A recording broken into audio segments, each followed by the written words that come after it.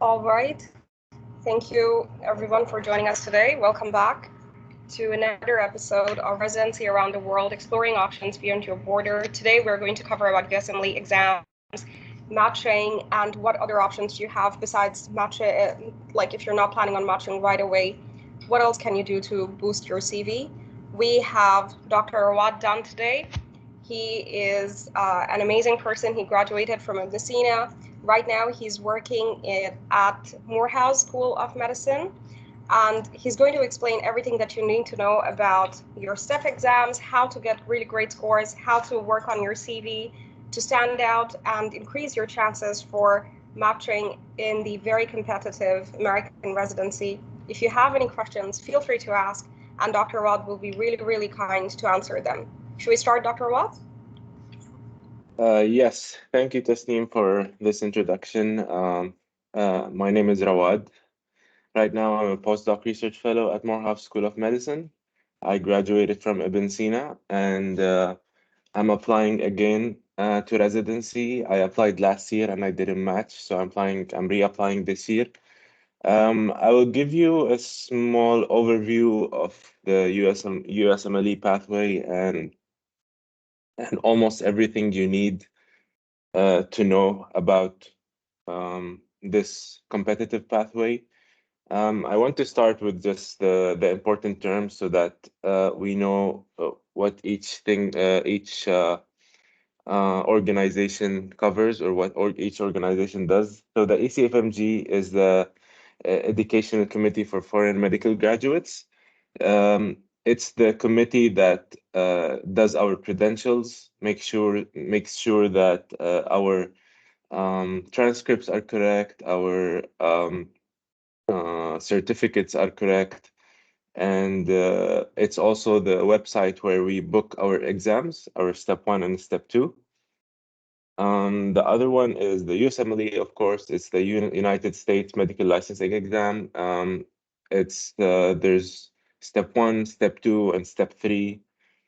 And then ERAS, the Electronic Residency Application System, it's the website where you apply to residency, where you upload all your documents and apply to residency programs. Then the NRMP is the National Residency Matching Program. This website, we use it after we do our interviews to rank the programs. Programs would rank the applicants, and applicants would rank the programs they interviewed at, and the matching would happen. IMG is an international medical graduate. NBME is the National Board of Medical Examiners. These are the people that write the questions for the USMLE. Okay, so why the US? The United States, in my opinion, have a very structured pathway, meaning that it's clear what you have to do. You do the exams, you get whatever the things that I will talk about later. You get the letters of recommendation, your application ready, and you apply. There's other countries that have a little bit more complicated pathway, but in my opinion, it is a very straightforward pathway. There's somebody, so this is one advantage. Another advantage is the salaries.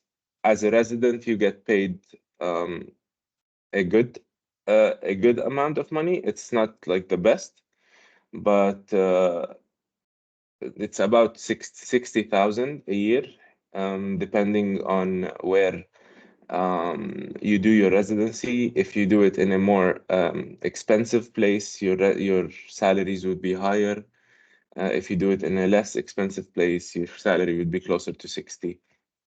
Um, Benefits, most hospitals or all hospitals give you benefits like medical insurance, dental insurance, and I think that's common in most countries. So this is not very special for the US. It's very diverse. You can see people from all over the world with you in residency. I've interviewed at a program in New York, which has, I think, 35 different nationalities, and this is amazing. You get to learn a lot about other cultures, and it's easy for you to work with them. You can understand how everyone thinks. And the last thing is that it's recognized all over the world. So if you're planning to do residency and then go back to Saudi Arabia, um, it is recognized, and it's very prestigious, uh, as I can say, to go back to Saudi Arabia with the US residency.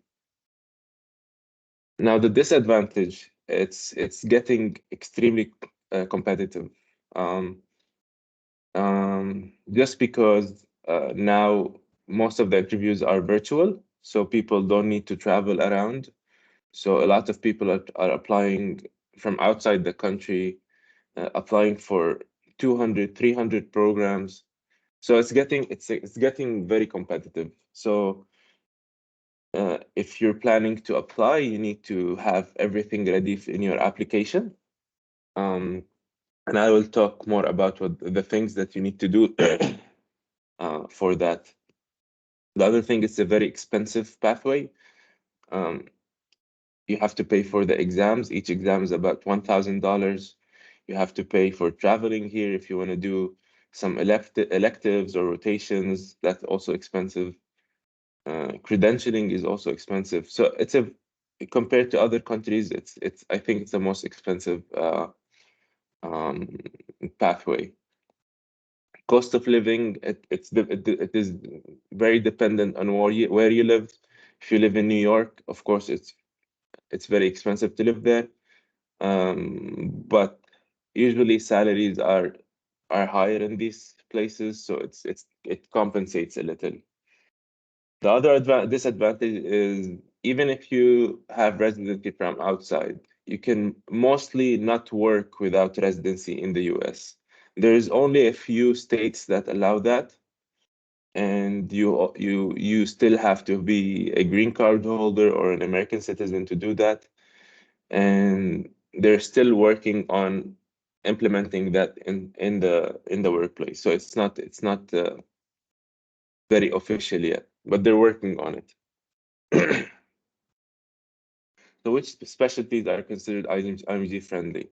So as you can see now, this is from 2022. 41% of the pathology residency is occupied by IMGs. So pathology is the most IMG friendly right now. And the second one would be internal medicine, neurology, family medicine, and pediatrics. These are the top five. And psychiatry is also becoming more IMG friendly nowadays.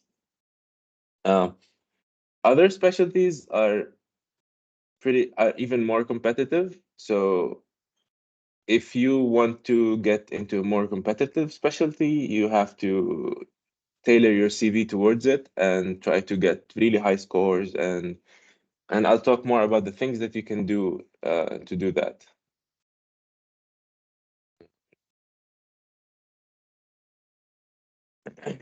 So preparing for the USMLE, there's a lot of information online about this. Each person has their own point of view. I cannot tell you a certain study plan that you can take, but I can tell you the resources that you need to use, and then you can use them and plan by yourself. So the first exam is the USMLE Step 1. Step 1 is it focuses heavily on the basic sciences in medicine, physiology, pathology, anatomy, biochemistry. So all of these things are included in Step 1. Usually recommended to finish fourth year of med school before doing it. And so it's not only basic sciences. Questions have a clinical base for them. They give you a case scenario, and then they ask you a question, basic question. The resources that you need to use, these are the primary resources, are the things that you have to use. You cannot go into the exam without using them. So first aid is the book that has all the information that you need to know for step 1. However, it's kind of a review book, so they don't explain. the concept. So if there's a concept that you don't understand, you have to supplement it with Boards and Beyond, for example. Boards and Beyond are videos that are, in my opinion, the most important videos right now for step one. And you can use them to help you understand the concepts in first aid. And then you need a QBank. The most important QBank for USMLE in general is UWorld. UWorld now, I think for step one, has over 4,000 questions. And you need to do those and understand what's happening in these questions because it's very close to what the exam is. The secondary resources, if you finish UWorld and you think you needed to do more questions, you can go into an AMBUS QBank, AMBUS, and you can also use UpToDate if there's something that you don't understand or you need to know more about. And for the pathology part, a lot of people, including me, we used Pathoma videos and book. Pathoma, there's a guy, his name is, I think, Sattar. He's an amazing guy who explains in very simple terms pathology and helps you memorize them. And then the other resource is Sketchy, Micro, and Pharmacology. Sketchy is basically someone who drew pictures and helps you memorize microbiology and pharmacology. It's because it's very annoying because they ask very small details in the exam. So I think especially Sketchy Micro helped me a lot in memorizing these small useless details that they ask about. And last is Anki. A lot of people use it. Anki is a what's the word for it? It's an application where you can write your own cards or download an already made deck, and it's based on spaced repetition. So basically, if you look at one of the cards and you memorize it, you can say, "Oh, I know it now." So they will show it to you after 2 weeks again, just to make sure that you know it.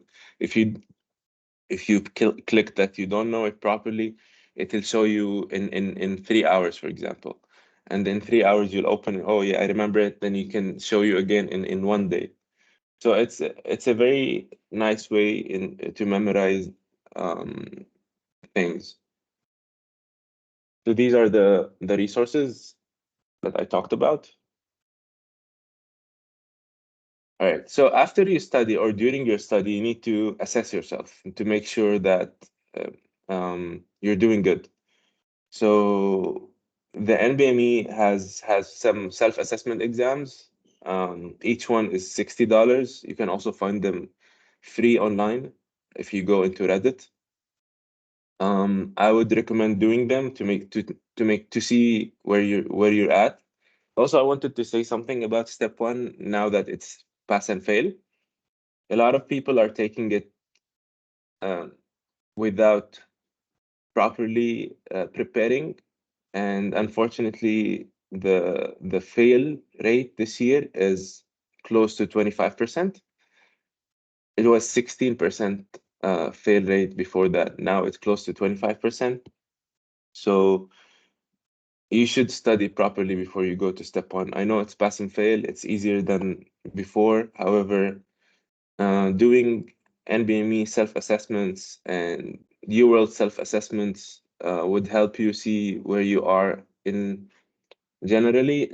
Right now, I don't know how they're scored because I've done this exam a long time ago. I don't know if the self-assessments are scored, but if they're scored, I would recommend at least 220 before you go into the exam.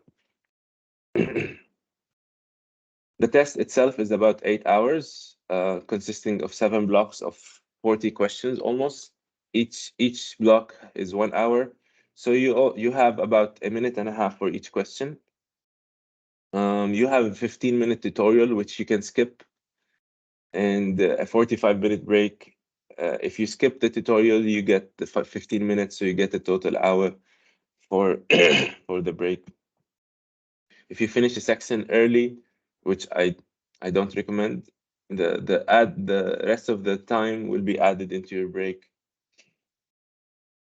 Okay, now so step two is more clinical exam. It focuses on your ability of understanding all the clinical diseases. So diagnosis, management, mainly clinical diseases. So and ethics.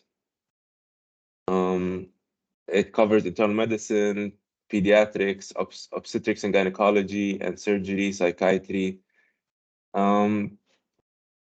It's closer to the exams we get in our universities.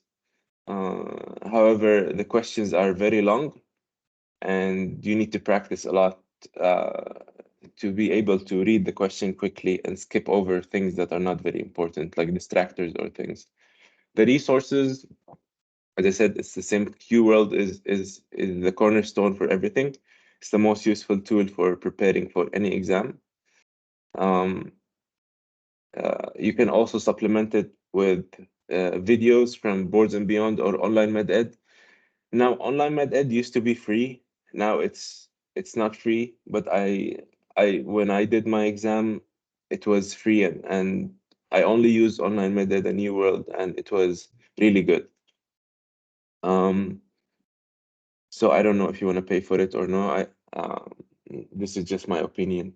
Same thing, practice tests is do NBMEs, and in step two, there's something called the comprehensive clinical science self-assessments. You can also use those for each subject, which can especially for the subjects that you think you are weak in. And yeah, as I said, I only use online med-ed and UWorld to study for my exam.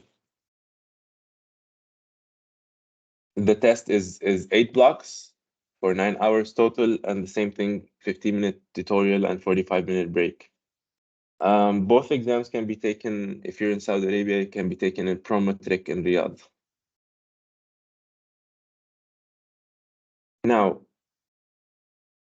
a lot of people, step 3 used to be only needed when you're doing residency. However, because of the competition nowadays, a lot of programs are recommending to do step 3. Step 3 is an exam that can be done only after you get your certificate. I'll talk more about the certificate in the slide after this. But step 3 can only be done in the US. It's a mix between step 1 and step 2 questions. It's a 2-day exam. The first day is called Foundations of Independent Practice. It's multiple choice, 6 blocks, 1 hour each, and you get a 45-minute break too. And day 2 is Advanced Clinical Medicine. It's divided into 2 parts. The first part is also questions, 180, so 6 blocks. 45 minutes each block. So each block would have about 30 questions. And the second part is 12 computer-based case simulations. It's basically they give you a case scenario with the patient, and then you have to pick what you're gonna do with the patient. So you start by examining the patient, taking quick history. It's all on the computer, so you just click buttons and it happens. And then you start ordering labs for this patient, or you need to order any medication. And at the end, you need to counsel them for like doing a colonoscopy or stopping smoking, and that's it. That's the case finishes. The first day consists of a mix between step 1 and step 2 questions, unfortunately, and is full of biostatistics and ethics questions. The second day, the questions are mostly step 2 questions, mostly clinical questions, and I think step 2 is much easier day 2 is much easier than day 1. The resources, again, the main resource, a lot of people, they only do UWorld, especially if you've done step 2 recently. You don't need to study more than UWorld. If you feel that you need something else, you can add Boards and Beyond on online method also. And you can do the practice tests. The practice tests in step 3 are very under predictive. So say you get in your practice test a 210. In the exam, you'll get 230, for example. I failed my practice test and I got a 226 in my step 3. So it's a weird self-assessment. And the CCS cases, the main resource you use is CCS cases website. It simulates the same environment as the exam, and a lot of the cases actually come in the exam, so it's very helpful. And then you have to use first aid to focus on microbiology and pharmacology, because the first day of step 3 they have a lot of questions about these topics. All right, to be certified, you need to finish OET. So OET is an English exam. So you can book it from here. I did not do OET because I did step 2 CS before it was canceled. So I don't know a lot about OET, but these are the steps that you can do to book it. You can book OET anytime. I think it can be done in Riyadh also. It's an English exam focused on medicine, so it has a speaking part, listening part, a writing part.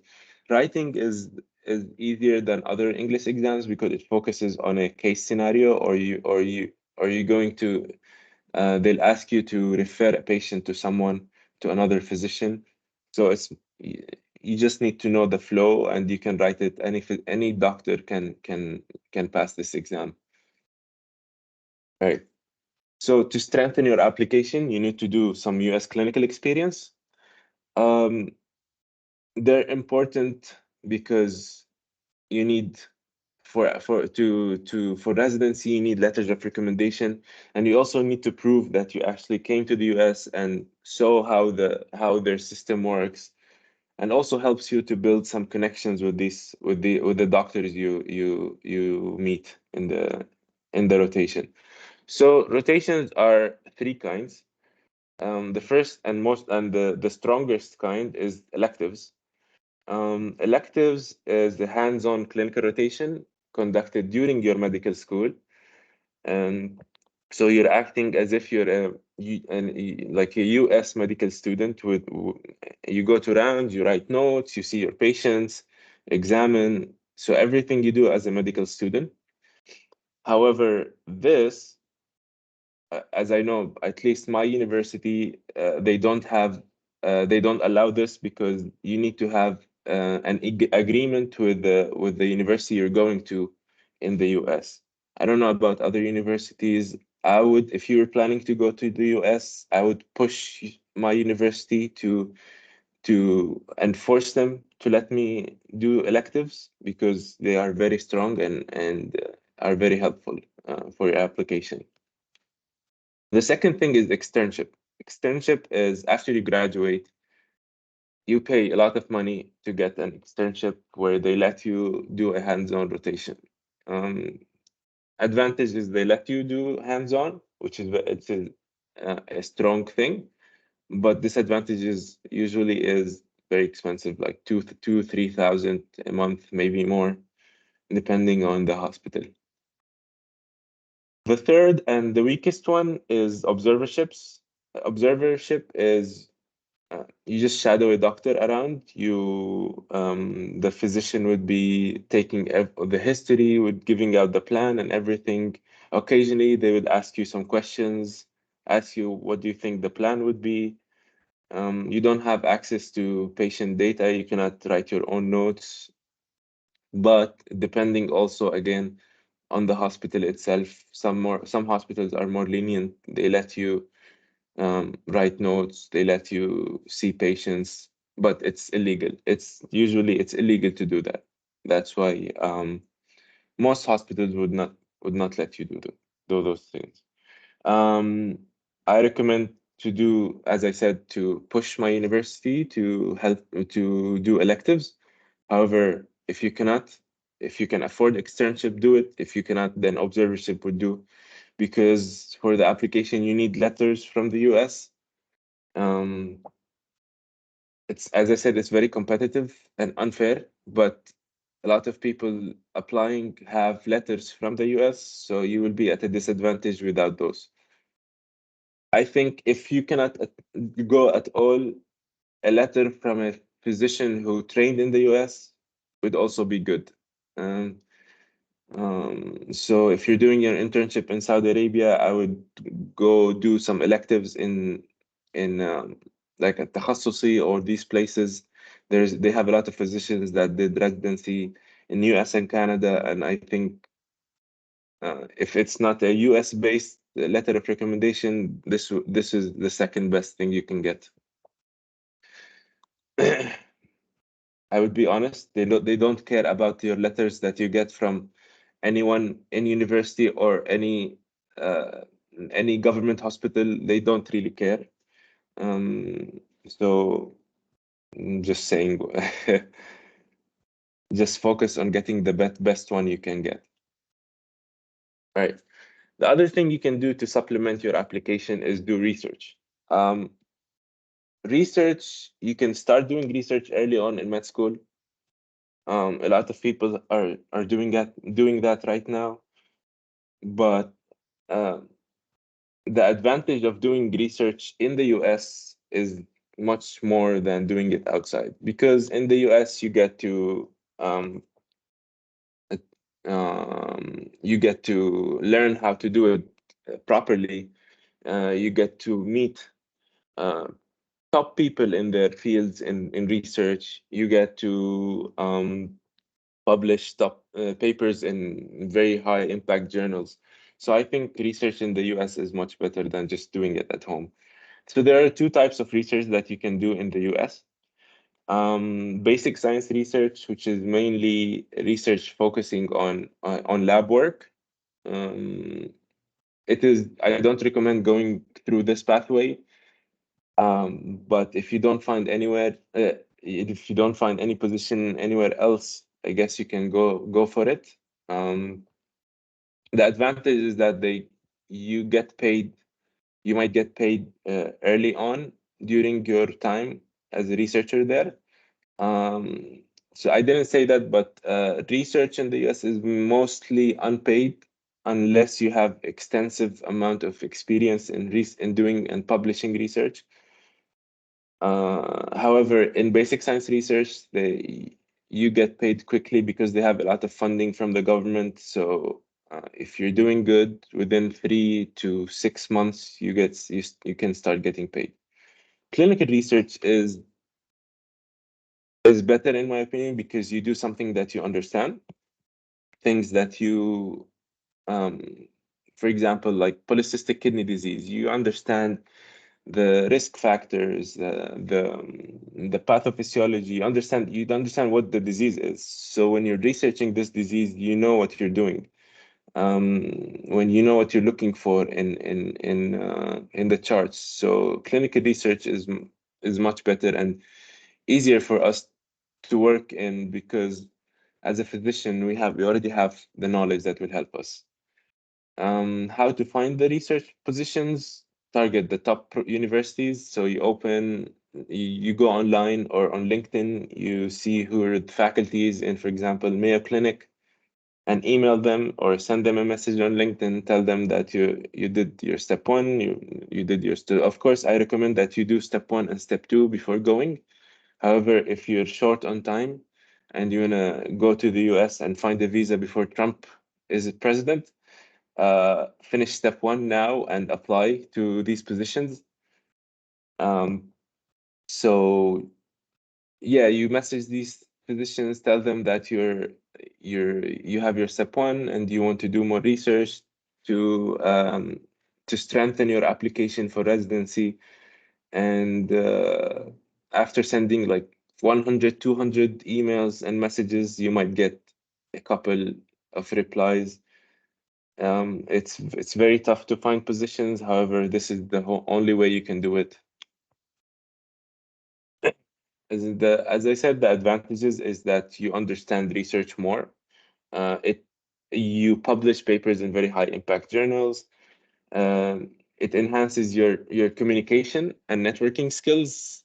In the US, it's much different than our countries. So um, working in this environment can help you understand how the world works here, um, and understand how to manage problems that happen in the workplace in the US.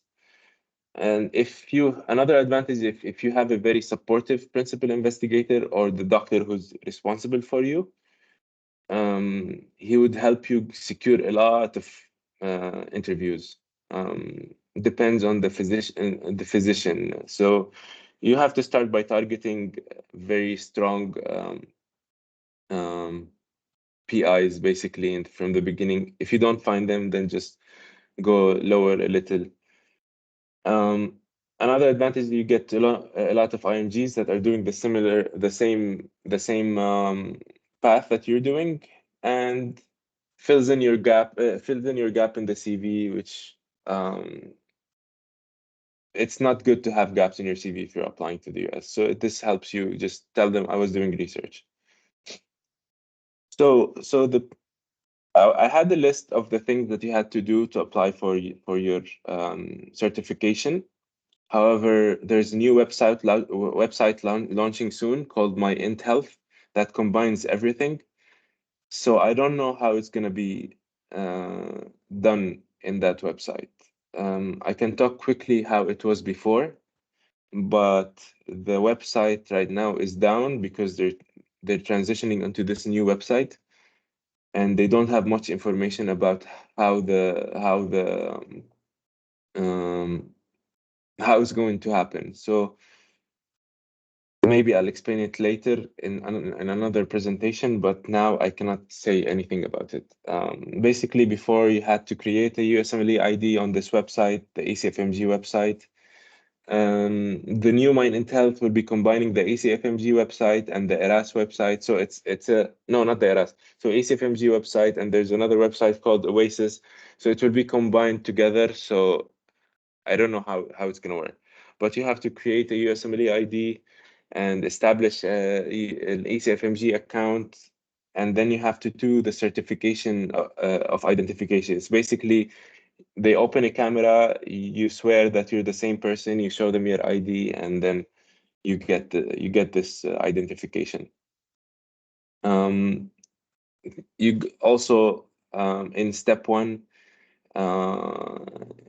you book the exam through ACFMG website, and it takes about 2 months to process. And then they send you your permit, your number, and then you go into Prometric and book the exam. So also the prices are changing. I think now it's almost $1,000, not 1,195, but I'm not sure. Same thing for step two.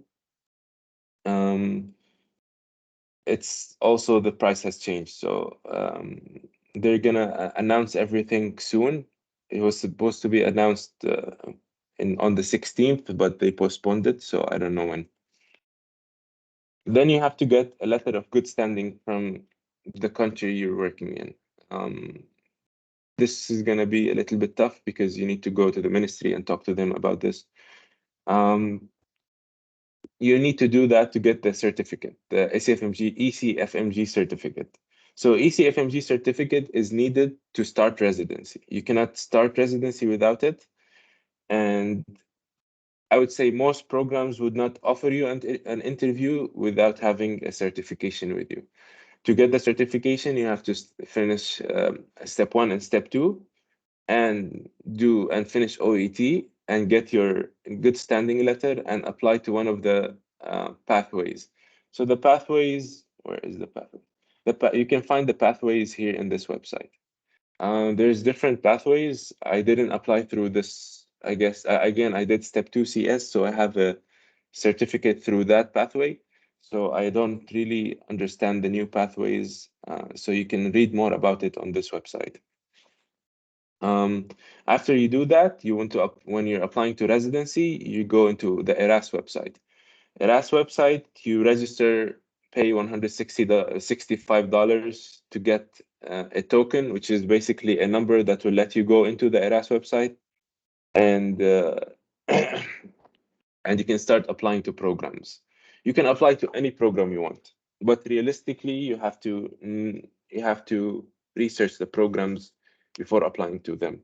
You have to see if, for example, you graduated 5 years ago, for example. Some programs would say, oh, we don't take anyone who graduated more than 2 years ago. You can skip these programs, but if you know someone if you know like someone, any doctor in this program, you can still apply, because this cutoff points that they put is not very I don't know the word, but these cutoff points that they put are not usually taken seriously if you have a connection in the program. You have to also get an MSPE from your university. MSPE is basically a dean's letter. It shows your ranking in the university, and that you studied from this period to this period, and you did not have any problems. And so it's basically a dean's letter. It's not, no one looks at it usually. If you're an IMG, no one in the US looks at it, because they know that we usually write it. I wrote mine and gave it to the dean, and he signed it. So in the US, they don't usually look at it because it's not very reliable. And then after you apply to all these programs, so as I said, it's very expensive. So if you're applying to almost 200 programs for one specialty, it's about $5,000. If you want to apply to more, you can pay more. If you're applying to 2 specialties, it's going to be more also, but they have a certain, so the first 10 programs, I think, is about $100, and then the second 10 programs is 27, I would say. The third 10 programs are 29. I'm not sure. There's new prices, so each year they increase it by $2. So they're trying to get money from you as much as they can. So it's each year it's different. And then before you start ranking, you have to go apply to the NRMP match website. It's also another $70. Ranking is basically this NRMP website is where you rank your programs. So say you got like 10 interviews or 5 interviews, and so you rank the programs according to how much you like the program. So you say you get this program, you rank it number 1, and and that program ranks you number 1. Then there's an algorithm that works matching, and they match you together. This is the matching, basically. So this is the NRMP website, the use of NRMP website. So what factors do program directors assess for applicants? The first thing is you have to pass step 1, and try not to fail, because previous USMLE attempts is a very big red flag, and it's like shooting yourself in the leg. So it's not good. And the other thing is get a decent step 2 score. So now the average step 2 score is about 240 to 245, maybe a little bit more. So I would suggest aiming for at least 240 for your exam, because most people are getting at least 240. That's why. So it's a very tough road. So you have to work around it and do the best you can. But again, the scores are not the most important thing, but they're very important. The other thing is they have to get letters of recommendation, preferably, as I said, from US physicians. So you need to do US clinical experiences in the US and get these letters. One more thing they look at is the year of graduation. So most programs, I would say, have a cutoff of between 3 to 5 years of graduation. Programs still give interviews and people still match if they're graduated more than that. However, you have to, with every year you have to have much stronger application than the year before. Um, that's unfortunate, but this is how it is. The other thing is connections. So connections is not a very bad word. Like, it's not wasta. It is kind of wasta, to be honest. But connections, you can build your own connection. So when you're going to do rotations, when you connect with the physician and they write your letter, if they like you, they can advocate for you during residency, or if you're applying to the same hospital that you did the rotation in. So this is one kind of connection. The other kind of connection is when you go into research, your PI or your physician or your professor would talk to people that he knows and help you get interviews. That's another type of connection.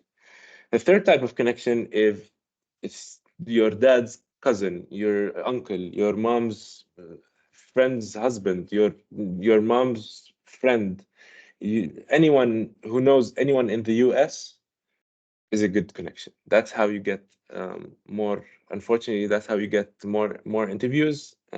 People help each other, and that's good. Um, but they need programs need something to distinguish other people from, because there's a lot of people have the same almost the same application, and I guess a recommendation from someone they trust goes a long way. That helps. If you're not you, so how much an impact does a nationality have? The only advantage you have if you're a green card or a US citizen in application. So when I mean programs, they don't look at at your nationality usually, because this is technically discrimination. But if you're a US citizen or green card holder, of course, there's a discrimination towards them because it's their country. The only difference is your nationality has is the visa issue. So some nationalities have difficulty in getting visas to the US.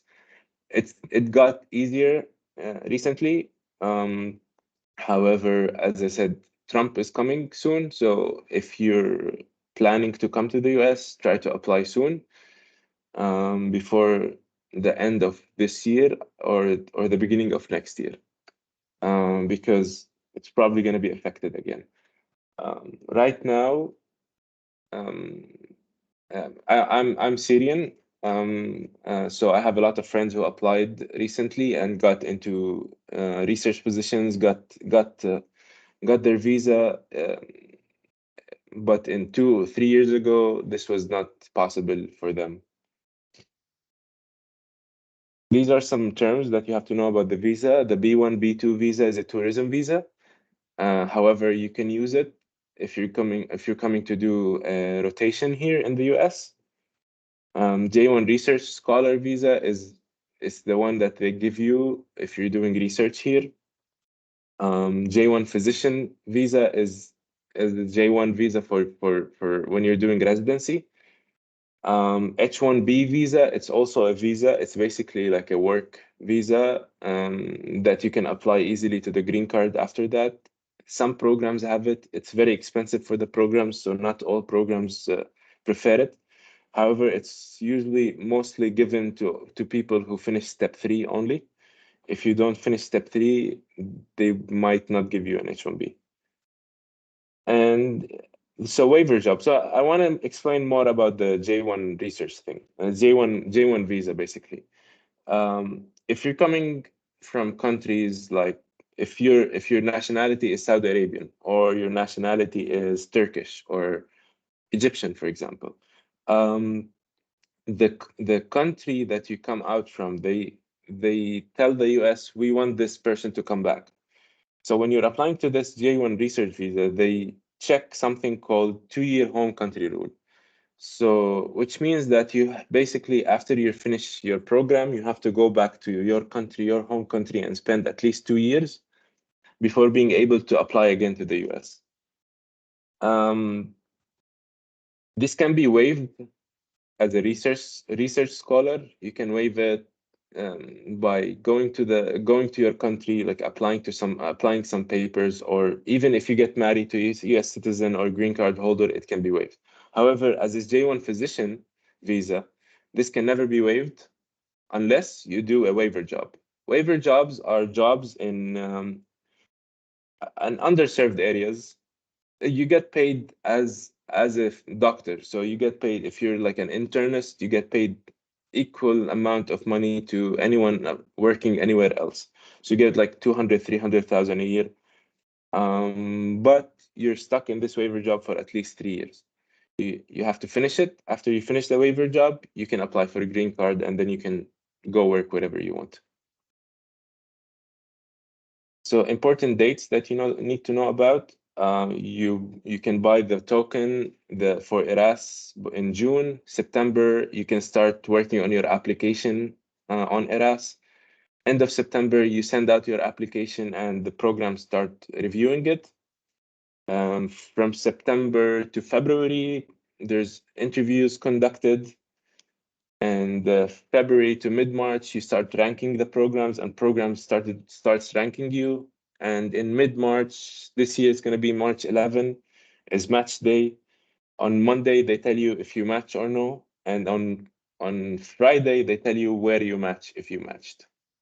And the week between is called SOAP. I forgot what SOAP stands for, but it's basically the empty positions that are left, people start applying to them. And if you find a position, you match on Friday. After that, it's called Scramble. Scramble is where any positions that are left outside the match, people start applying to them directly through emails. And it's not a lot of positions, but I mean, you can apply and see what happens. And then usually July is when residency starts. So when you're applying, you need all of these ready. So you need the ECFMG certificate, you need the ERAS application full. ERAS application is you can write. They let you write all your experiences all your life. They have a limit of 10 experiences. So you have to focus on, for example, your volunteering that you did, on your research, on your electives or rotations that you did. This is the application that you have to do. You also include the personal statement. Personal statement is something we never had before in Saudi Arabia, so it's something new. So you have to write one page talking about your journey, why you chose medicine, why you chose this specialty, and what skills or what how can I say it? Just talk about how you fit in this specialty, basically. Talk about your story. A lot of people talk of how they chose medicine. They say some stories about how someone was sick and you tried to help them, and that this is basically a personal statement. And then you get your letters of recommendation. You need at least 3. Some programs, so you can upload up to 4 letters of recommendation, but a lot of programs require at least 3. And then your research, you can put even if you didn't publish yet, you can put what research you're working on, or if you sent a paper for review, you can even put that. You can put in your posters, and volunteering. Volunteering you can do in Saudi Arabia, in the US. You can volunteer anywhere and write it down. You have to be ready by September. So yeah, I took about 50 minutes. I'm sorry for that. But I hope I covered everything. I just want to talk about my mistakes, because this is my 3rd year applying.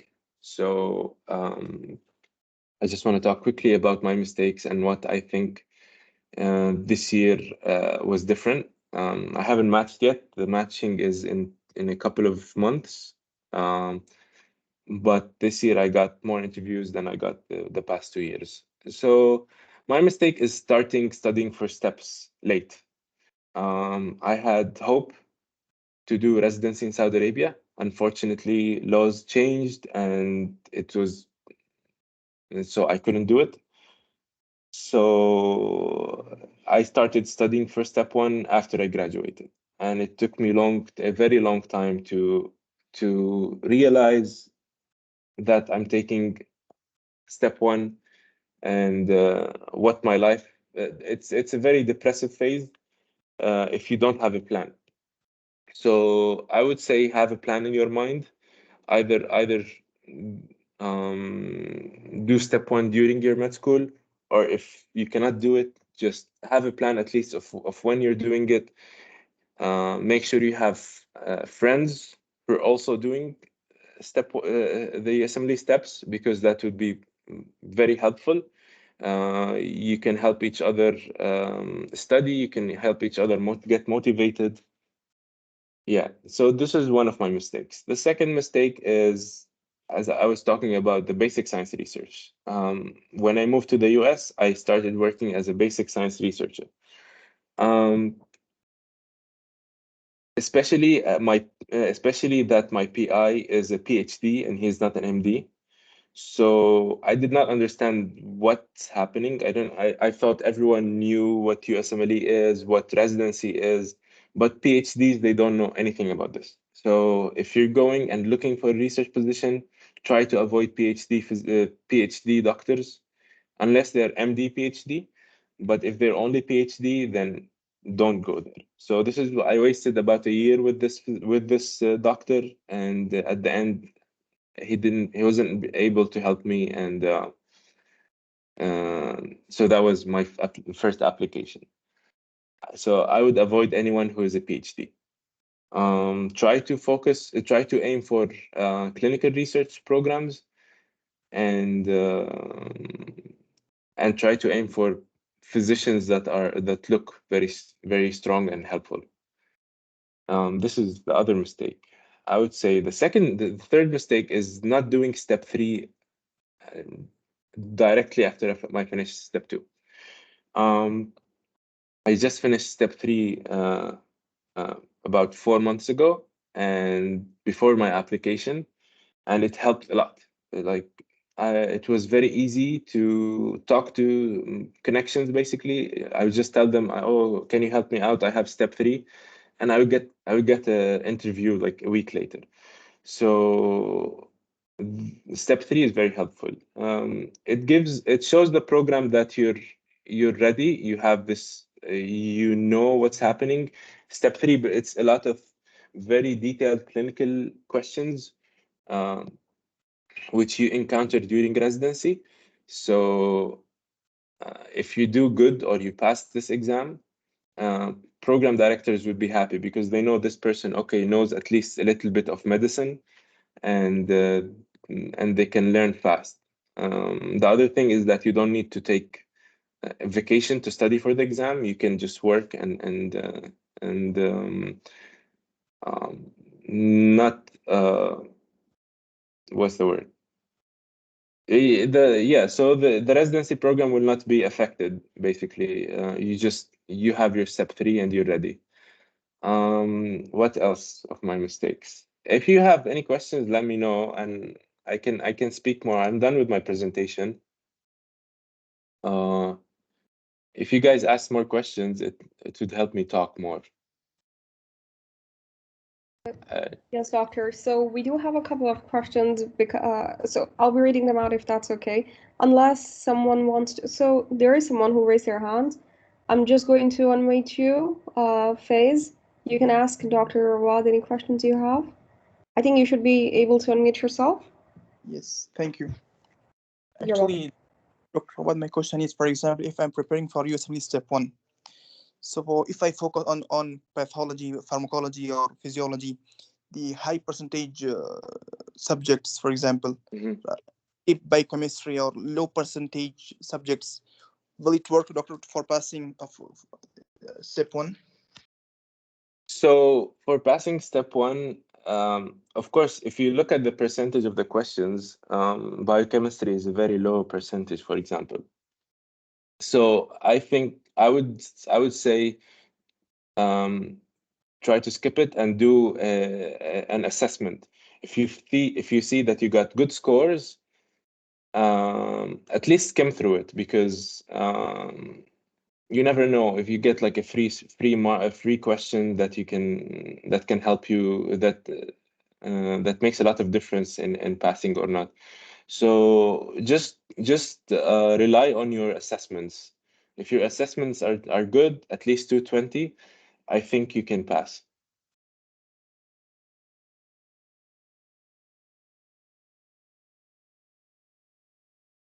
All right. We also have someone who asked, right, how important is research in acceptance, especially for family medicine? Okay, so for family medicine, it's a bit different. Family medicine prefer someone who is a recent grad and someone who does not have a gap in their clinical experience. So research is not very important for family medicine, in my opinion, and from what my friends told me who are in family medicine residency. And so this year I applied to internal medicine and family medicine, and I got an interview from family medicine, and they did not mention my research at all. They ignored it. They just asked about my clinical experience, what I'm doing, what I'm not doing, and that's it. So I think it's not very important. But again, it's if research can help you build connections. So if you're in the US, for example, and applying, if you're doing research in family medicine, your doctor who you're working with will help you out in getting interviews at certain programs. All right, wonderful. Adnan asked, would you recommend that students supplement their learning during medical school by using USMLE materials? Yes. So I guess I'm just gonna talk about Ibn Sina. I don't know where everyone is from, but in Ibn Sina, the curriculum it's very different than the curriculum that we study for USMLE. So I would suggest that you start reading early, and the things that you learned in Ibn Sina is also found in the books that are covered for USMLE. So if you watch the videos, Boards and Beyond, at the same time as you're doing the same block, for example, if you're doing cardiovascular and so biochemistry of cardiovascular, or you're doing pathology for cardiovascular disease, I would suggest watching those videos early on, even before you have a plan of doing the exam. Ideally, in perfect life, you should be finishing your step 1 after you finish the 4th year, maybe in the summer of 4th year. However, I know it's tough, and I cannot tell people not to study for university. However, I did not say this before, but usually in the US, they don't usually look at your GPS. So if you have a bad GPS, don't get this GPA, sorry, GPA. If you have a bad GPA, don't get discouraged. Just focus on studying for the USMLE and try to get as high score as you can, because no one looks at your GPA in the US. I hope this answered your question. All right, great. There's another question. Dr. Samir, he says, I am a recent graduate. I haven't had guidance to prepare early for USMLE, but I am preparing now. I'm also working as a GP. Do you have an advice for someone in a situation like mine? Okay, so you're in a similar situation of like I was when I graduated. Just focus, as I said, focus on studying. especially find someone who's also studying for step one. Study together. Hold yourself accountable. Think about your future. I know it's tough. Think about that. If I don't do this, I'm gonna stay here as a GP forever. This will give you some motivation a little bit, and yeah, if you can also message me. I mean, I'm not very active on Twitter, but you can also message me and periodically, and I can like just ask me questions, and I can help you as much as I can. Just tell you how everything's going, if you're studying good, if you're not, and yeah, I'd be happy to help. All right, wonderful. We have another question, and Ahmed, I think you raised your hand as well, Ahmed. Do you want to unmute yourself and ask? Ahmed? Yes, Okay. hi. Yeah, great. Go didn't ahead and ask mention- your question, please. Okay, you didn't mention about the internship. Do they need it? Oh, so if you're graduating from Saudi Arabia, you cannot get your certificate without doing an internship. So I'm not from- technically, if you're not from Saudi Arabia, they don't need the internship. You only need the internship if you want to work in the country that you're studying in. In the US, they don't need the internship. They just need your certificate of graduation. And about the green card availability at the moment, or do they give it like that easily for doctors or resident? So for doctors, after you finish residency, as I said, you have to do, if you're on J1, you have to do a waiver job. If you do the waiver job, you get an H-1B visa, and then you can flip it into a green card easily after 3 years.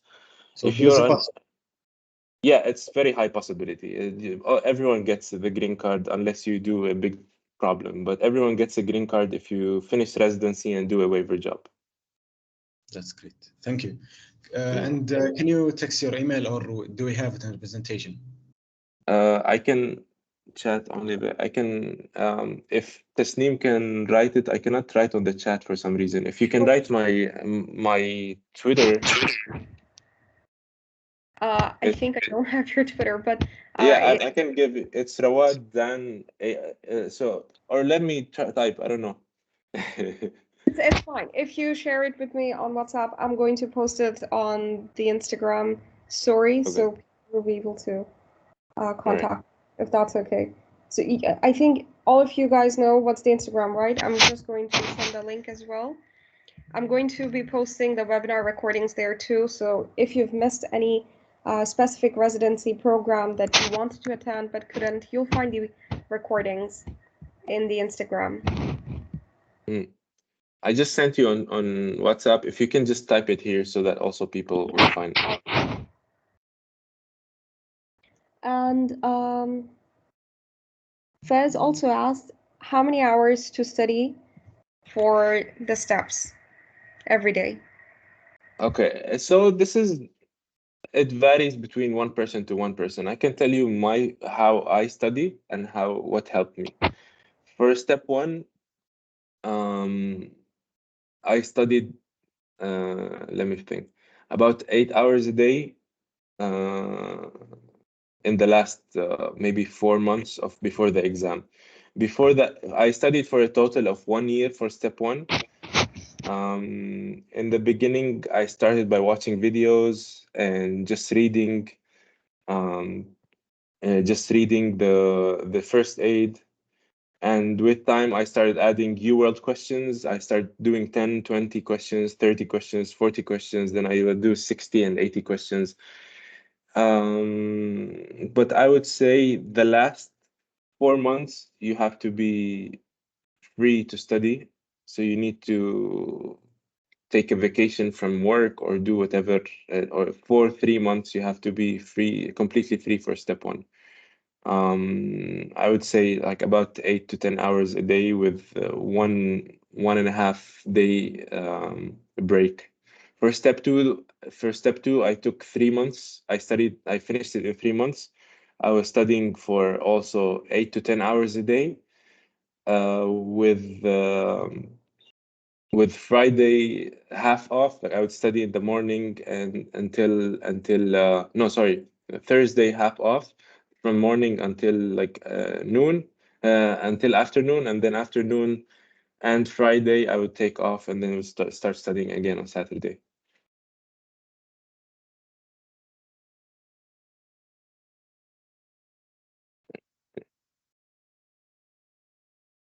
So Anissa is asking, when looking for a research position, who should I contact from the institution, residents or someone in higher position, and is it through email only?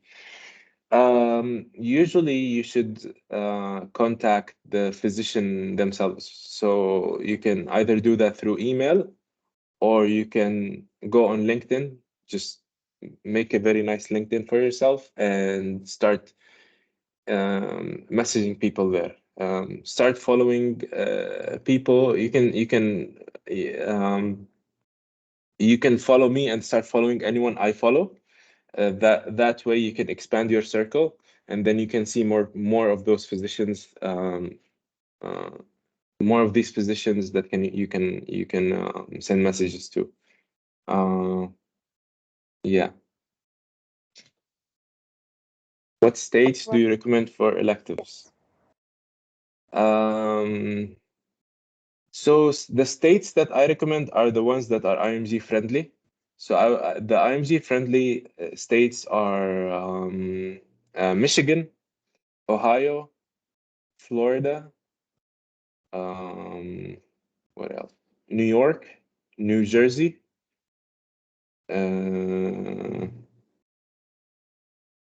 I think these are the most IMG friendly states. So I would focus. Also Texas. Texas is a very IMG friendly place.